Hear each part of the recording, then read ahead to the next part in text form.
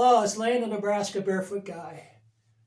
And I was listening to a guy on YouTube, an older guy, talking about retirement, which I find interesting. And he's giving all these statistics. And I don't have $1 million saved up for retirement. I don't have a pension coming. My wife doesn't have a pension coming. Yeah, I'm going to be 63 this year. So, what do you do and how do you prep for retirement? And I don't think, in actuality, I don't think I ever will retire. I think I will be doing something. But I'd rather work from home than continue to be a truck driver until I'm 70, for example. So, to get things in order, luckily my wife's frugal.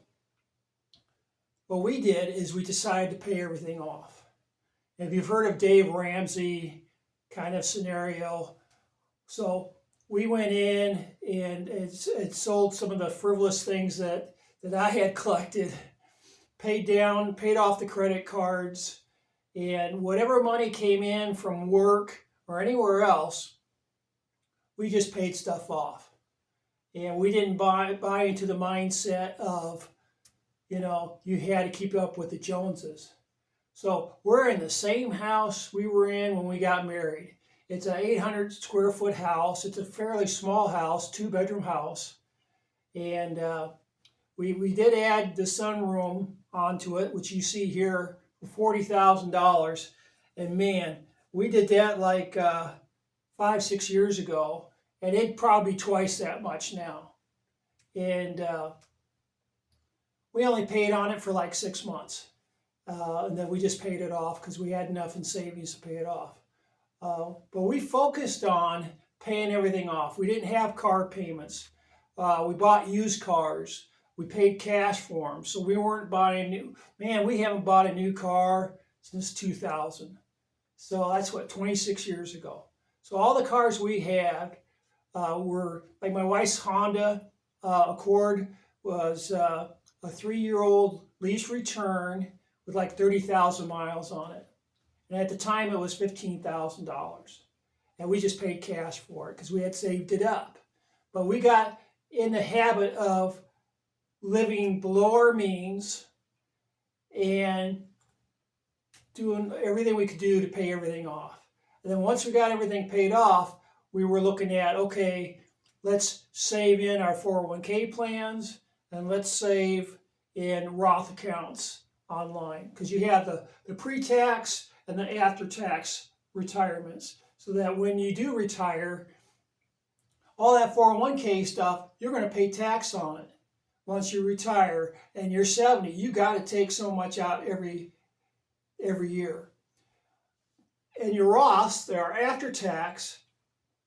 There's no tax on it because you paid for that to start out with. So it's a balance of the two. So though we don't have $1 million saved up, we don't have $500,000 saved up, but we have everything paid off, and we just look at finances differently. And my wife and I, we discuss before we make any major purchases. Now, we're going to remain in this house. So we had to get the sewer fixed, which we did this year from out of our savings. We got a new driveway, retaining wall on the front. And then we're getting the things out of the way while we're still working so that when we're retired, that won't be an issue. We'll probably go down to one car. We have 2 now, but we'll probably go down to one car when we retire because it's just an extra expense, insurance, maintenance, and all this other stuff. And that just depends on side hustles. And I'll talk about that in a minute. I have an old motorhome. It's a 1996, which I want to get some more use out of. But eventually I would like to upgrade it a little bit to maybe 2005 or 10 maybe type of motorhome, and do some of those trips before we hit 70. Once we hit 70, I'm thinking we'll probably be homebodies. So since we don't have a lot of money saved up in Roths and 401ks, we definitely don't have $1 million or $500,000, I'm going to probably have to continue to work. And one thing about Social Security, yeah, it'll pay you, you know, if you wait till, for me, I have to wait till 67 to get the decent amount, 70 to get the max amount. Well, I don't want to do hazardous material loads and trucking till 67 or 70, to be honest. I really don't. And so I look at other business ideas, and in this area, there's a shortage of folks that do,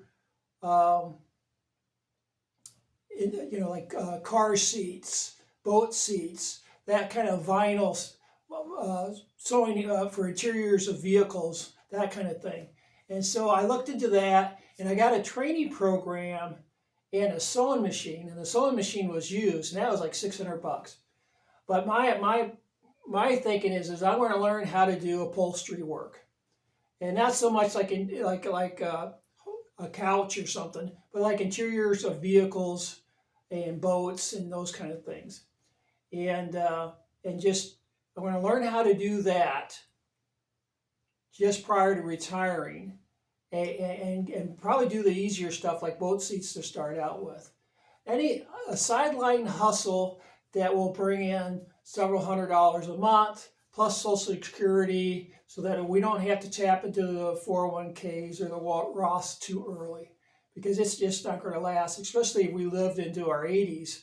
I'm afraid we're going to be way short of money. So I need a side hustle. But what I like about the upholstery idea is that I could do it from home. I could do it when I want. I could take one vehicle on at a time until I'm done, or a boat or whatever. Yeah, I love the idea of working from home, because I'm a barefoot guy, and you guys that follow me on the Nebraska Barefoot Guy page and channel, you know I'm barefoot everywhere. So once I get out of trucking, I don't want to work somewhere where I have to wear shoes. I would be willing to do some mowing or some things like that, as long as whoever I was working for, or I found those jobs myself, I could do them and not be restricted to having to wear shoes. But if I run an upholstery thing from home, which is kind of my hope, that I could do a job a month or something, or every couple of months, that would generate $1,000 or something. That's kind of my goal as far as retiring goes. I can't sit still. You could ask my wife. I just can't sit still.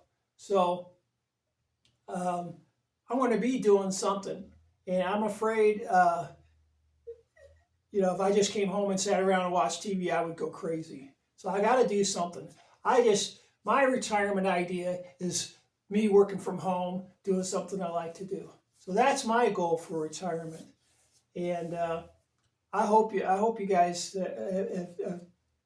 retire well. But I think the key ingredient, depending on your age, man, I am telling you, if you're 20 or 30 and you start saving in your 401ks and live below your means, don't think you've got to have the bigger house. You get a pay raise, don't think, oh, good, I can afford a car payment on a newer car. See, that's where you get in trouble, man. You get that pay raise, you just you got an extra $300 a month or whatever.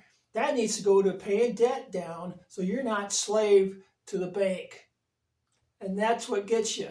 Once you get your bills paid and you start saving up money, and then you see an opportunity, whatever it is, then you have the cash to do it. You're not risking anything. Don't risk your house. Don't borrow against your house to pay credit cards, because you're just gonna charge those cars back up. I've seen it over and over and over again.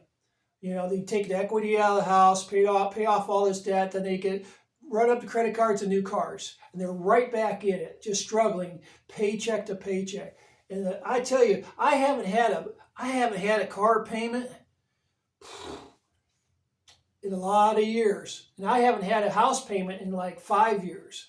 And there's nothing like not having those things coming at you all the time. I hate payments. And the worst thing I have now is like my house taxes, plating the car, insurance on the house and the cars. But I pre-save for those. Each week I save money for those. They go into accounts, And when those bills come up, boom, I just write them a check and I'm done. So I'm always pre-saving for those bills, especially the big bills, like, house taxes for me, that's $3,000 twice, or $3,000, that's half of that, 1,500 twice a year. But since I pre-save so much each week, I just write a check. I don't sweat it at all. So live below your means and pay for things in cash. Anyways, I'm Lane, the Nebraska Barefoot Guy.